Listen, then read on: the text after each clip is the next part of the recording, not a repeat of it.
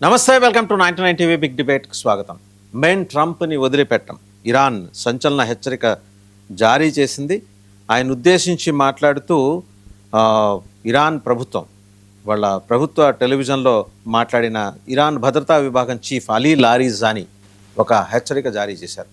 పంతం అంటే ఇరాన్ రక్తంలోనే ప్రతిఘటన ఉంది. సో అంత తొందరగా కాదు అసలు లొంగరు, చివరి బుల్లెట్ వరకు వాళ్ళు పోరాడతామని హెచ్చరించారు. చాలామందిని చూసాంలే అని చెప్పేసి ట్రంప్ ఎగతాళిగా చేసిన ప్రకటన కూడా మనం చూసాం. మొత్తానికి పోరాటం చివరి దశకి చేరుకుంది. అలాగని రేపో మాపో పూర్తవుతుందని కూడా కాదు, ఇది ఎనీ ఎక్స్టెంట్కి వెళ్ళిపోవచ్చు. అండ్ రెండో అంశం ఏంటంటే, వాళ్ళు ఇరాన్ ఇంతకుముందు ఖుద్స్ ఫోర్స్ కమాండర్గా ఉన్న ఇస్మాయిల్ ఖనీని వాళ్ళే ఎగ్జిక్యూట్ చేశారు. 67 years old Ismail Qaani, known for his military strategies and everything. ఆయన రెండు దేశాలకి గూఢచారిగా వ్యవహరిస్తున్నాడనే అభియోగం మీద ఆయన్ని ఎగ్జిక్యూట్ చేసింది ఇరాన్ ప్రభుత్వం, చంపేసింది. సో చాలా డెవలప్మెంట్స్. ఒక పక్క ఇరాన్ మేఘాల మీద నల్లటి పొరలు కమ్ముకున్నాయి. ఇరాన్లోనే ఇంధన కొరత సృష్టిస్తోంది ఇజ్రాయెల్.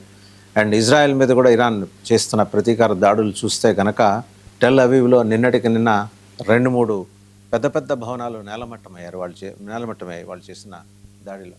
ఓవరాల్గా చూస్తే ఏంటంటే 450 కిలోగ్రాముల యురేనియాన్ని ఇరాన్ ఎక్కడ దాచిపెట్టిందో తెలుసుకున్న అమెరికా నావీ సీల్స్ లాంటి స్పెషల్ ఫోర్స్ని ఇరాన్కి పంపించి బూట్స్ ఆన్ గ్రౌండ్ అది మొత్తానికి ఎత్తుకొచ్చే ప్రయత్నం చేస్తుంది, లేదా కంప్లీట్గా నిర్వీర్యం చేసే ప్రయత్నం. ఎందుకంటే దాన్ని డిస్మాంటిల్ చేస్తే అది సృష్టించే పెను ఉత్పాతం అంతా ఇంత ఉండదు. సో నిర్వీర్యం చేసే ప్రయత్నమైనా, లేకపోతే యాజ్ ఇట్ ఈజ్గా లిఫ్ట్ చేసి అమెరికాకి ఎత్తుకెళ్ళిపోయే ప్రయత్నమైనా. ఇది ఓవరాల్గా ఇప్పటివరకు ఉన్న స్టేజ్. అండ్ ఖతార్ నుంచి గ్యాస్ సరఫరా ఆగిపోయిందంటే ఇంకో నెలలో తర్వాత భారతదేశం తడుముకోవాలి. యూరోపియన్ యూనియన్ అయితే నెత్తిన చెంగేసుకోవాల్సిన పరిస్థితి. కంప్లీట్గా బ్యాంక్ అయింది యూరోపియన్ యూనియన్ దేశాలన్నీ కూడా ఖతార్ గ్యాస్ మీద. అండ్ స్ట్రైట్ ఆఫ్ హార్మోస్ దగ్గర ఉన్న ఈ సంక్షోభం ఇప్పటికిప్పట్లో అది సంక్షోభం సమస్యపోయేట్లేదు. ఓవరాల్గా ఈ డెవలప్మెంట్స్ మీద మనతో బిగ్ డిబేట్లో జాయిన్ అయ్యారు బీజేపీ అధికార ప్రతినిధి పెద్దిరెడ్డి రవికిరణ్ గారు, అండ్ సిపిఎం సీనియర్ నాయకులు మాజీ ఎమ్మెల్యే అబ్దుల్ గఫూర్ గారు, అలాగే మా కల్నల్ వివి రావు గారు, as well Mastan Rao garu, political analyst. Start with colonel VV Rao garu. ఒక్క 24 అవర్స్లోనే డెవలప్మెంట్స్ ఎలా మారిపోయాయి చూడండి. ఇప్పుడు ఆ 450 కిలోగ్రాముల యురేనియాన్ని ఎత్తుకురావడం టెక్నికల్గా అది పాసిబిలిటీ ఉందా? బూట్స్ ఆన్ గ్రౌండ్ కాకుండా వాళ్ళు చేయలేరు. ఇప్పటివరకు వాళ్ళు చేస్తుందంతా ఈ నావీ ద్వారాను లేకపోతే ఎయిర్ స్ట్రైక్స్ ద్వారాను చేస్తున్నారు. బూట్స్ ఆన్ గ్రౌండ్ లేదు. వాళ్ళకి అది అవకాశం ఉంటుందా అమెరికాకి? వివిరావు గారు వినిపిస్తుందా? అంత యురేనియం ని రికవరీ చేయడం అంత ఈజీ కాకపోవచ్చు, ఎందుకంటే దానికి హెవీ సెక్యూరిటీ పెట్టుంటారు.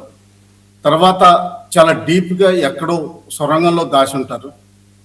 తర్వాత దానికి ఇంటెలిజెన్స్ నెట్వర్క్ కూడా హైలీ డెవలప్ చేసి వేరియస్ ఎయిర్ డిఫెన్స్ వెపన్స్ నుంచి అన్ని రకాల వెపన్స్ అక్కడ డిప్లాయ్ చేసి ఉంటారు.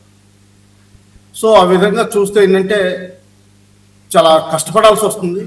కానీ ప్రపంచంలో ఏది అసాధ్యం అన్నది ఏదీ లేదు. వెనిజులాలో ప్రెసిడెంట్ని కిడ్నాప్ చేసి తీసుకురాగలిగిన వాళ్ళు ఏదైనా చేయగలిగే అవకాశం ఉంటుంది. కాకపోతే ఏంటంటే ఇరాన్ వెనిజులా లాంటి దేశం కాదు, చాలా ప్రౌడ్ దేశం, ఓల్డ్ సివిలైజేషన్. చాలా అంటే ఎప్పటి నుంచో 5000 సంవత్సరాల నుంచి వాళ్ళకి ఓన్ ఆర్మీ, వాళ్ళ ఓన్ దిశ ఇవన్నీ ఉన్నట్టు లెక్క పెట్టుకోవాలి.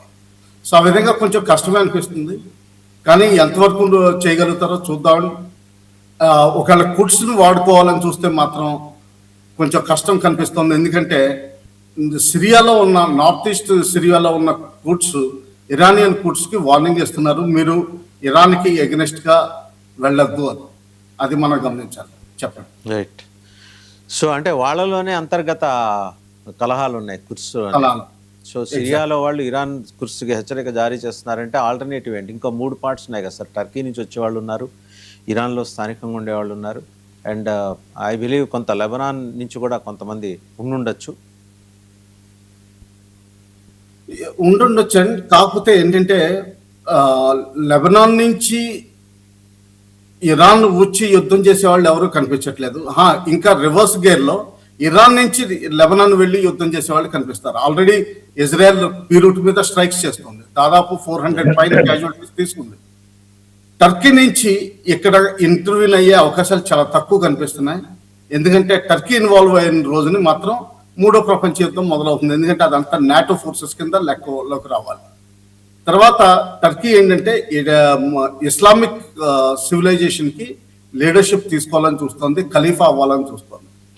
సో అందువల్ల నా అభిప్రాయం ఏంటంటే అమెరికా సైడ్ నుంచి గ్రౌండ్ అటాక్ చేసే అవకాశాలు చాలా తక్కువ కనిపిస్తాయి.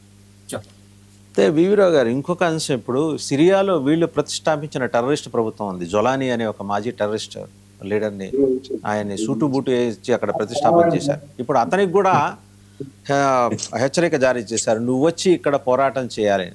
చేయను అని మొండికేస్తే షేక్ హసీనాకి ఎలాంటి ట్రీట్మెంట్ ఇచ్చాము, నీకు కూడా ఇంకా వాళ్ళే తీసుకొచ్చి పెట్టిన ప్రభుత్వం అది.